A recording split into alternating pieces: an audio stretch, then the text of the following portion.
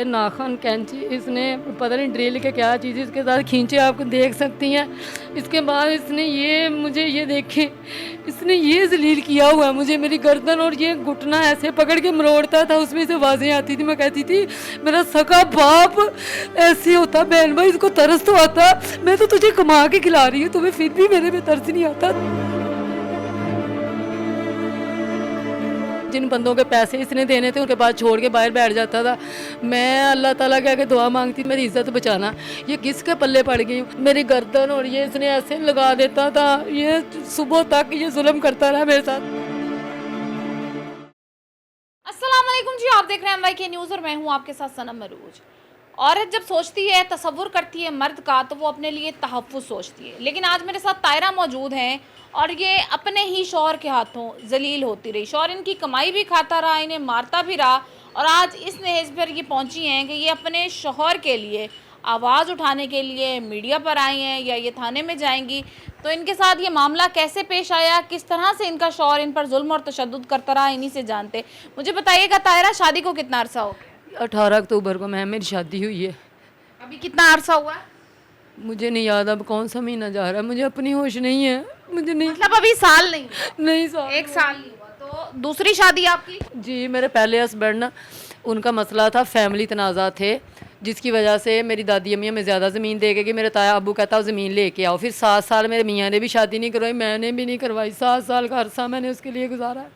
फिर इन्होंने रिश्ता भेजा, मेरी खाला के जेठ का बेटा है। आपकी पहले ताया अबू के घर शादी? जी, ताया अबू के घर शादी हुई। ठीक है जी।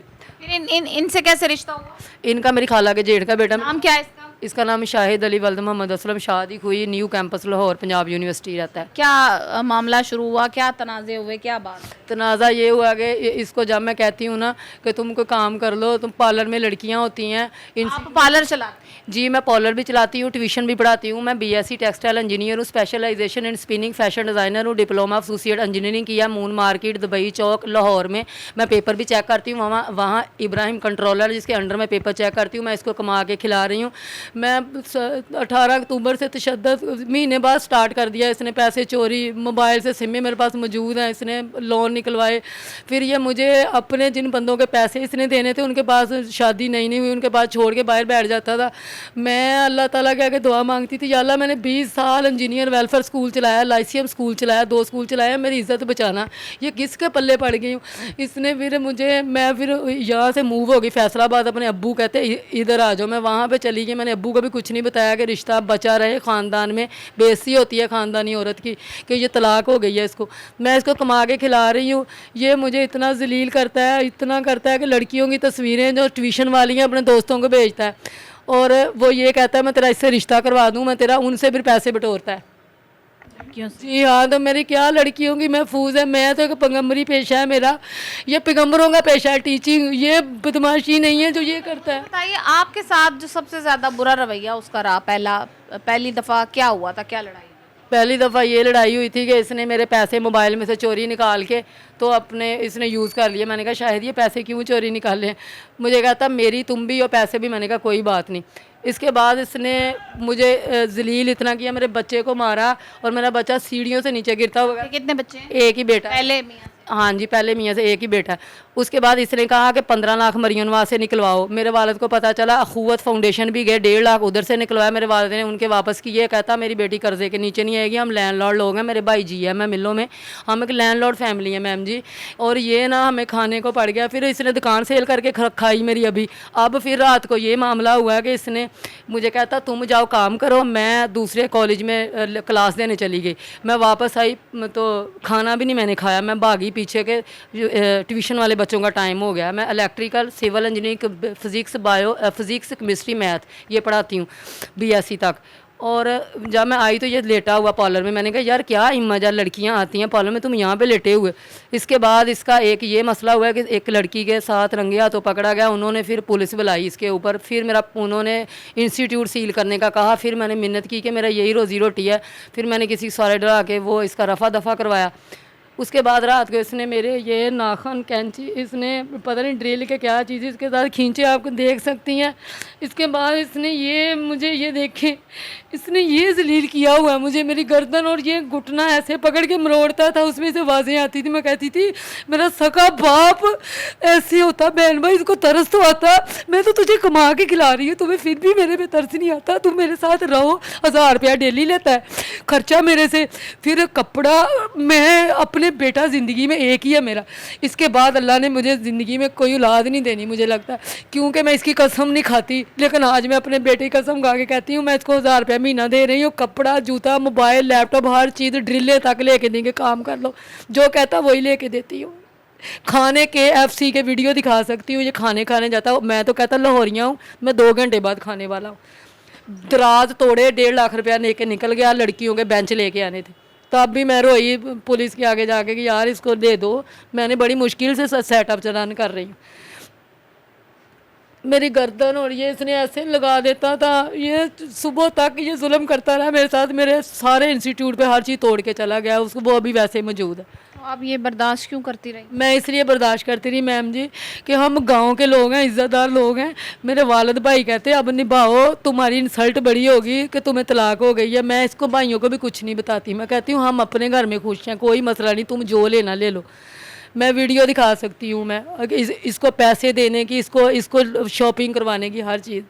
सारा घर आपके सर पे? जी मैं कहाँ पे रही? मैं रह रही हूँ रेंट के, एक सार है हमारे, वो मेरे उस्ताद हैं और मेरे ताया के बेटे भी लगते हैं, सेकंड कज़न। उनके घर कोठी है, तो उनकी बेटी डाइटिशियन डॉक्टर है, PhD, उसके बच्चे भी डॉक्टर हैं, तो उन्होंने हमने मिलके ना इंस्टीट्यूट बनाया हुआ है। हम इज़्ज़तदार लोग हैं, इसलिए उनके घर में रात को तमाशा लगाया, वो कहते निकल जाओ इधर से। मेरी क्या इज़्ज़त रही, जो मेरे आगे बोलते नहीं थे।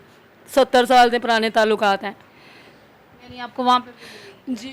तो ये इतना बुरा बंदा था, तो इसके खिलाफ कोई कंप्लेन, कोई दरख्वास्त कहीं? सुनता ही नहीं, कोई सुनता ही नहीं है मेरी, कोई किसी ने नहीं सुनी मेरी। मरियम नवाज से भी अपील है कि ऐसे दरिंदों को जो बेटियां खिलाती हैं, ये फिर भी ऐसे क्यों करते हैं, इनके खिलाफ एक्शन लिया जाए। ये गलती है ना, आपको नहीं खिलाना चाहिए। सर मैडम जी, मैं तो घर बसाने पे लगी हुई थी कि घर बस जाए बच्चे। मैं जब बाज़ार जाती हूँ ये इतना जलील करता है।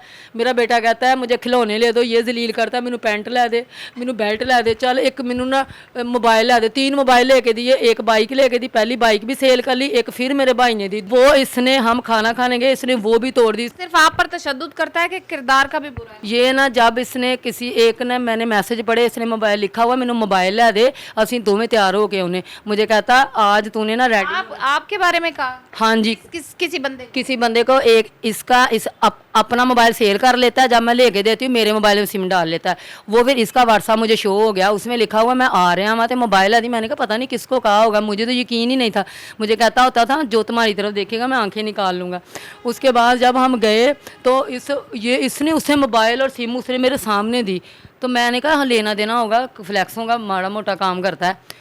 उसके बाद ना ये मुझे छोड़ के ना उधर, तो एक पीछे इंस्टीट्यूट पे पैसे पड़े हुए थे, वो लेके निकल गया। और वो बंदा मैंने कहता इधर आ, मोबाइल देता उन्होंने। मैं भाग के निकली, मैंने कहा या अल्लाह तू ही है, मेरा तीसरा कलमा पड़ा, आज इसको मुझसे दूर कर दे। फिर मैं दुपट्टा किसी से लेके फिर मैं पीछे आई, उतनी देर से निकल गया 1.5 लाख रुपया लेके। फिर इसको आके पूछा नहीं कि ये क्या किया है? कहता मेरी कमाई है, मैं तेरे नाल नहीं रहता, मैं तुम्हें हिफाजत नहीं देता। मेरा रात को 1.5-2 लाख का नुकसान हुआ है, जो सारा मुझे शीशे तोड़ के चला गया, हर चीज़ प्रोडक्ट ऐसे वेस्ट की इसने।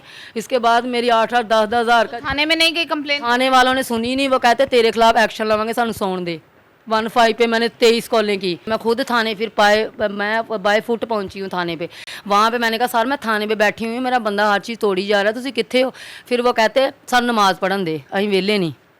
फिर वो रात 1:30 बजे की कॉलें करने लगी। ऐसा कानून है ये? कैसे थाने का नाम क्या है? थाने का नाम है खुड़ियाँ वाला थाना, डाकखाना खास, ज़िला फैसलाबाद, तहसील जड़ांवाला, थाना खुड़ियाँ वाला।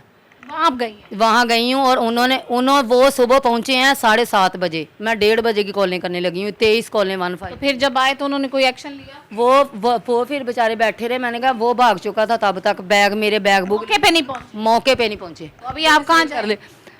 मुझे तो कोई नहीं पता, मैं तो सड़क पे बैठी हुई थी, कोई पता नहीं है किधर जाना है। बैग मेरे पास है, इस बैग में शापर दवाइयों का है, मैं दिखा सकती हूँ। इसके में 2 मेरे सूट हैं, 2 मेरे बेटे के हैं, बस मेरा बेटा और मैं दुनिया में है, और तो कोई नहीं है बस। तो अभी पैसे भी नहीं है? पैसे भी नहीं है, कुछ भी नहीं है। मेरी डिग्रियां भी ले गया और मेरा सारी जमा पूंजी, मेरी जो ज़मीन की मेरे नाम थी, घर, वो हर चीज़ उसके पास है इस टाइम। और बच्चियों के आईडी कार्ड तक ले गया है, जो मेरे पास स्टूडेंट थी उनके पापा के ले गया, एडमिशन के लिए आए हुए थे, शनाख्ती कार्ड।